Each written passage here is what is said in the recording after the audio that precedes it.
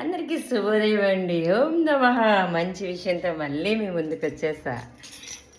నమో వెంకటేశ. ఎందుకు వచ్చానో చూడండి. ఏం లేదు, ఈరోజు కదా 2:30కి లెగిసి ప్రతి ఒక్కటి ఎత్తుపెట్టులో ఉంది. ఇవన్నీ ఇళ్ళు మొత్తం వచ్చేసా. చూడండి, వేస్ట్ వాటర్తోనే ఇళ్ళు వస్తా. వర్షపు నీరుతో బట్టలు ఉతికి నా స్నానం చేసుకున్నా. దాని తర్వాత ఈరోజు పూజకి నాకు పువ్వులు లేవు అని. ఏంటి పువ్వులు ఎక్కడ కనిపించట్లేదు అనుకుంటున్నారా మీరు?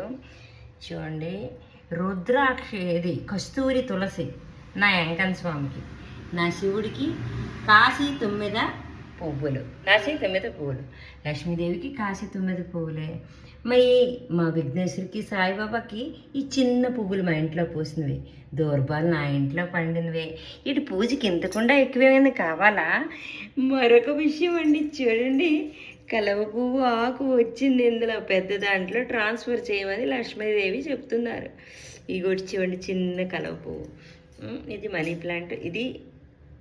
ఇదే తెచ్చా అనమాట, నిన్న శ్రీకాకుళం నుంచి తెచ్చా. ఓకేనా? ఇంతటితో ఆగిపోతుంది అనుకున్నారా?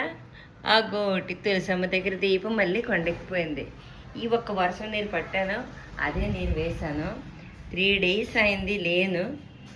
ఇది చూసారండి, ఏం చెట్టు? నందివర్ధనం చెట్టు అనుకుంటున్నారా? గోరింటి చెట్టు అండి, గోరింటి చెట్టు. విత్తనాలు వేస్తే వచ్చిందనమాట. ఎంత పెద్దలు ఉన్నాయో చూడండి. అయితే మీకు చెప్పడానికి కారణం ఏంటంటే, ఈ పైకి ఇప్పుడు వెళ్ళి పువ్వులు పట్టుకొని వచ్చా. ఎక్కడికి వెళ్ళలేదు. నా ఇంట్లో పువ్వులు నేనే పూజ చేసుకున్నా. ఈరోజు నా యోగా. నమో వెంకటేశ. నా ఉపవాస దీక్ష ఎలా గడుస్తుందో తెలియదు, ఎందుకంటే భగవంతుడు ఎప్పుడు ఎక్కడ పిలుస్తారో తెలియదు కదా. చెప్తా మళ్ళీ. ఇంతటితో సెలవు తీసుకుంటున్నా.